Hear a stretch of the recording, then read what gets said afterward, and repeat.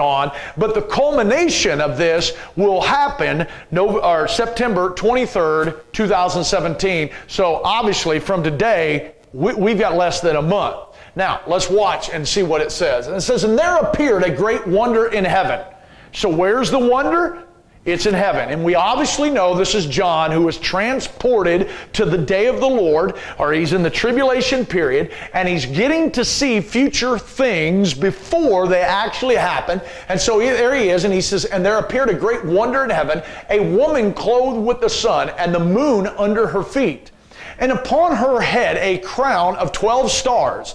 And she, being with child, cried and travailed in birth and pain in being delivered. Now, guys, I can sit here and take this set of scripture and trace it back to the Old Testament and go to the person of Joseph and the dream he had about how him and his brothers are the 12 stars, and how all of them are going to bow towards him and all that. We can show that and make reference on why this represents Israel. And all that would be right. But let's just look at it from an astronomy standpoint. Can we just interpret what we're reading as far as a creation or a physical event that will happen? Let's don't symbolize it as much right now as being Israel. Let's just see if we can figure out what he's talking about. Because he says there's a wonder in heaven going on. He's not talking about something that's going on the earth. It's something that's going on in heaven, okay? And one of the weird things is you're reading through the book of Revelation, and you're right here in the midst. Man, you're in chapter 12, which is going to finish up the trumpets. Then we're going to go into chapter 13, which is going to enter us into the work of the Antichrist. And right here in the middle of it, God's going to give you this kind of this history, right? There's going to be this woman. She's going to be Israel. She's going to give forth and this child, which is obviously Christ, and the great red dragon is going to take her out, or take out the child. And so you kind of go, okay, why did he stick that in right here? Well, let's see if we can break it down.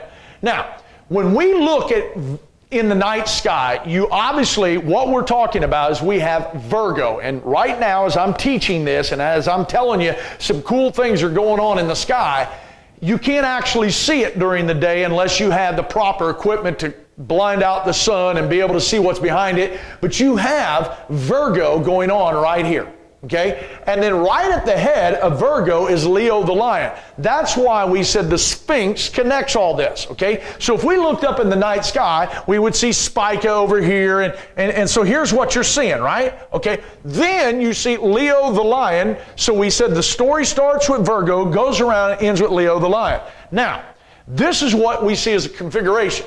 But let's see if we can break down what's going to go on September the 23rd, 2017. Not only is that going to be the culmination of it, but it's already going on as we speak. Matter of fact, it's been going on for almost 9 months. Now check this out. We have Leo the lion here. We have Virgo right here. This is what you would look up and see in the sky. Now, what we know is the verse says there was a great wonder in heaven, and a woman, let's apply that to Virgo, was clothed with the sun. Now, September the 23rd, 2017, the sun will be right over her left shoulder. That's the reason why you won't be able to see her during the day.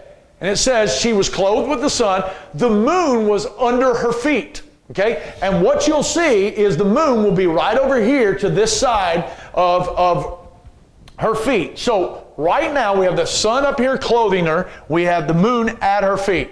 Now, it also says that she will have not only the sun clothing her, the moon under her feet, but according to Scripture, upon her head was a crown of 12 stars. Well, we know right above her head is Leo the lion. Okay? And right in there, we have Regulus, the king star. It's there. But if you count Leo the lion, and you count up his stars, you're only going to come up with a 9. Okay, so we have 1, 2, 3, 4, 5, 6, 7, 8, 9. So you're not going to get 12, right? Well, let's see what we can figure out here.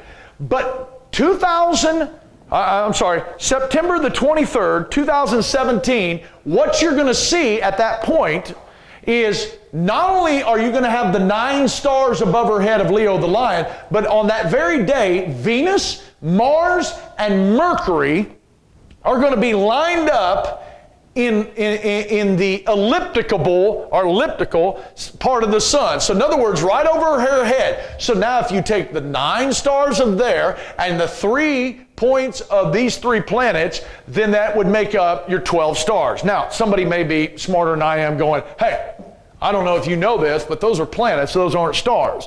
I know that. But how many times have you ever walked out at night and saw this really bright star and you thought, man, I wonder what that star is? And somebody says, that's Venus. Or if somebody says, wow, that star there's kind of got a reddish color. What is that? That's Mars.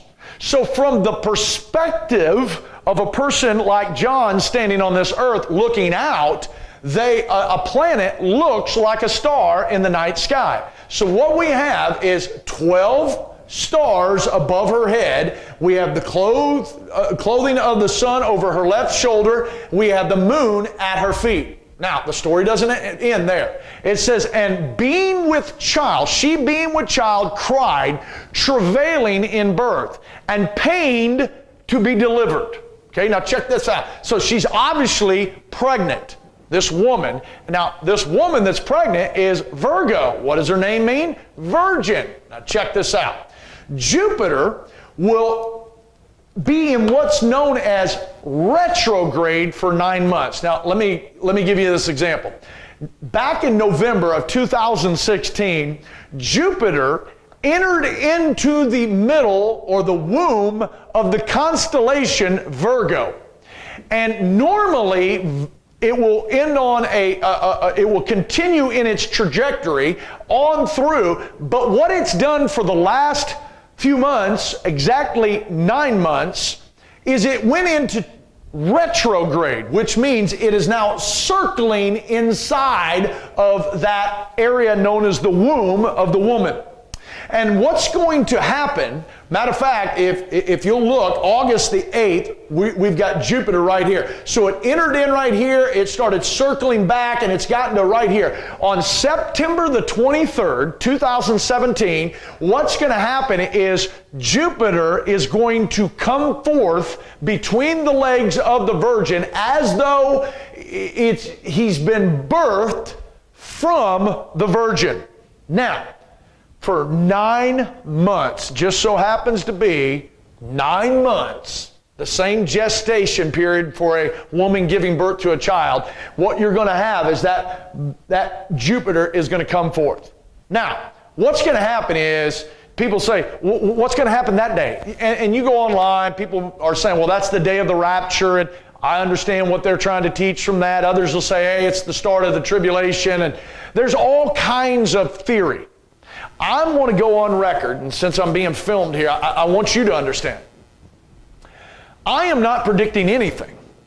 I'm a pretty dumb individual. I'm not that dumb, okay? God let us obviously know that the events that will take place, we don't know when they'll happen. Here's what we do know. He said He comes quickly, so we don't know when the rapture will happen. We know that the rapture could happen before I get done recording. We know that the Bible says that it's going to be in the twinkling of an eye. And from what I can study, a twinkling is a 1/32 of a second, which means Jesus Christ can rapture His church 32 times per second, which means in 2 seconds, we could have been raptured 64 times. 1, 2. Which tells me you and I better be ready to go. Because when it happens, boom, it's happening. And the key isn't trying to figure out when it's going to happen. The key is being ready for when it does happen, because it will surely come to pass. Now, I'm not going to tell you anything's going to happen. I do think it's very interesting, because here's the question that comes about. Everybody has to ask, because this showing that I'm giving you of the 9 stars of Leo and the 3 planets and where the sun is, where the moon is, NASA confirms this. Unbelievers are confirming this. And yet, they're the ones telling us the positions of each thing. So we have to ask the question, has this ever happened before in the night sky? The short answer is no. Or not night sky, sky?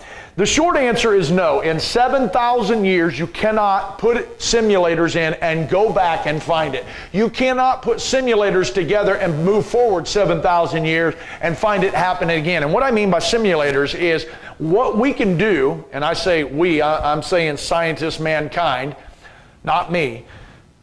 They can take simulators and input Newton's laws of gravity, Kepler's planetary laws, Kepler's laws of motion of planetary objects. In other words, how the planets move around. They can go in and do all the math, figure this out, put it in the computers, and make a simulator and figure out when everything is going to be. If you got to see the eclipse last week, people have known for years when that eclipse was going to happen and how it was going to happen, where the line of totality was going to be at, and they went and rented hotels in advance and all that. So with that being said, is when you go back 7,000 years this way or 7,000 years that way, it never happens again. That's the short answer. The long answer is yes, it's happened before. And now let me show you this. Okay? I'm sorry, I'm going the wrong way. Now, I'm going to close with it. Now, check this out. So, if we want to do this and we want to do the math, obviously, an astronomer who is a believer did this I'm not smart enough to do this. He figured it out.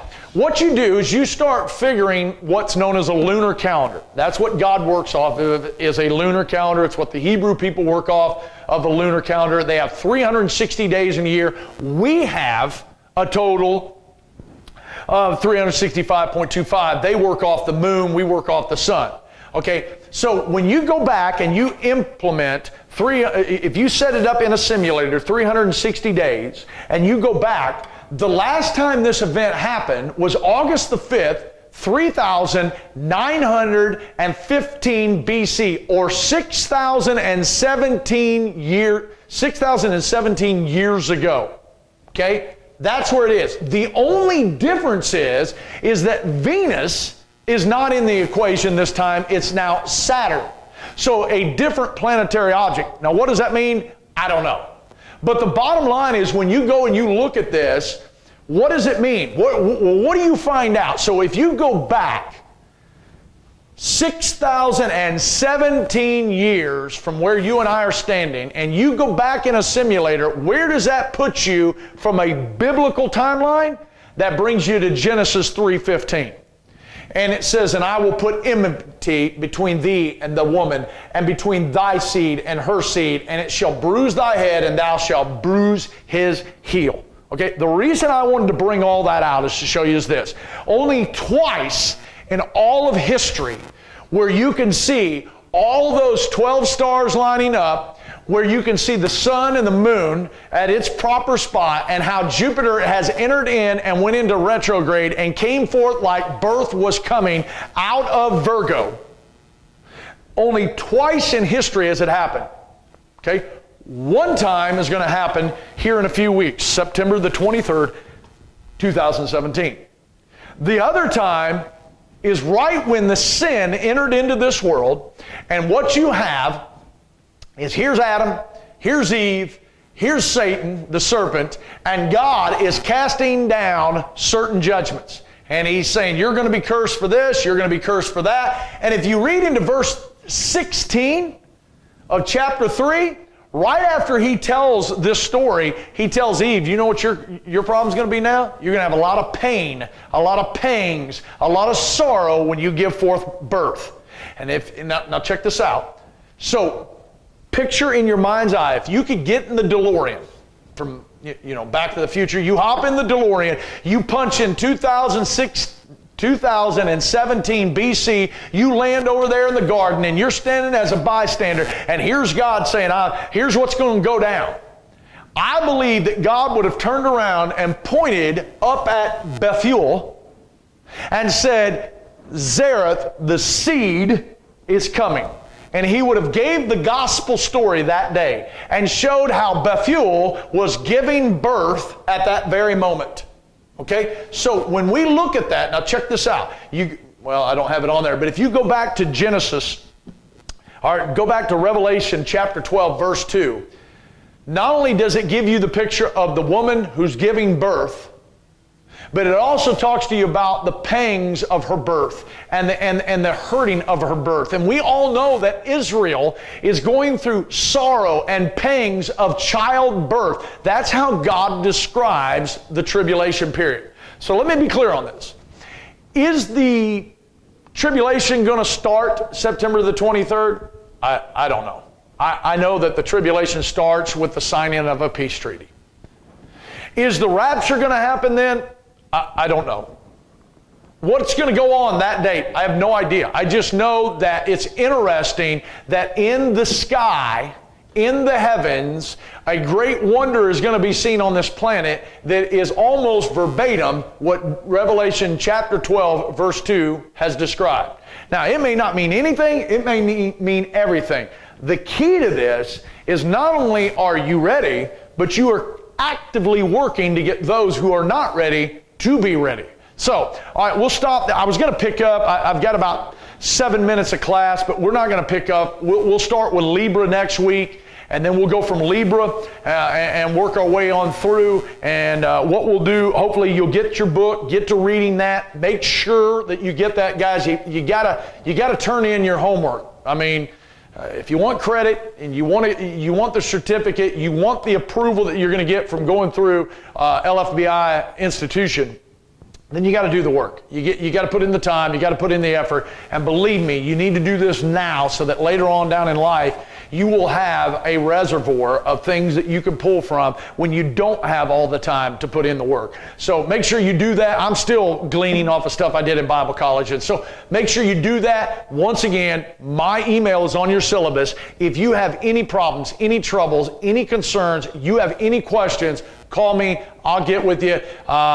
Email me, whatever you need to do to get a hold of me. I want to take care of you the best I can. So if nothing else, God bless you. We'll see you next week.